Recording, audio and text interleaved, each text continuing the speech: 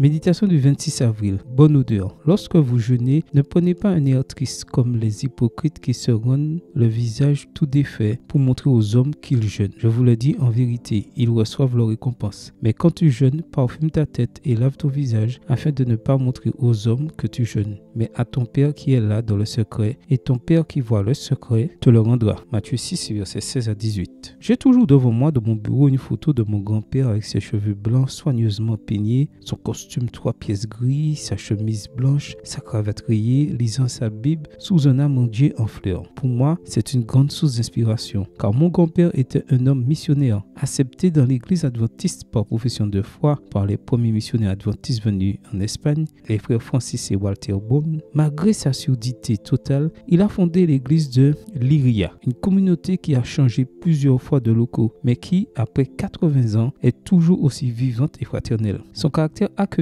est sans aucun doute un facteur très important de son succès. Il est intéressant de noter que lorsque je pense à mon grand-père, la première chose qui me vient à l'esprit n'est pas son physique agréable, mais son odeur, un parfum d'après rasage propre qui laissait derrière lui une trace de fraîcheur et d'élégance. Bien sûr, la clé du succès évangéliste de mon grand-père n'était pas son odeur, mais son odeur était certainement beaucoup plus attrayante que la sueur rance, la pionçeur d'ail et d'oignon, de la mauvaise haleine de certains petits frères plus conservateurs et agressifs qui prétendent être les meilleurs représentants de notre église de la région aujourd'hui. S'approcher de mon grand-père, je m'en souviens bien, c'était percevoir immédiatement ce que Paul appelle la bonne odeur du Christ. Paul déclare: grâce soit rendue à Dieu qui nous fait toujours triompher en Christ et qui répand par nous en tout lieu l'odeur de sa connaissance. Nous sommes en effet pour Dieu la bonne odeur de Christ parmi ceux qui sont sauvés, une odeur de vie donnant la vie et qui est suffisante pour ces choses. 2 Corinthiens 2, versets 14 à 16. Seigneur, je prie aujourd'hui pour que ma vie spirituelle soit pour les autres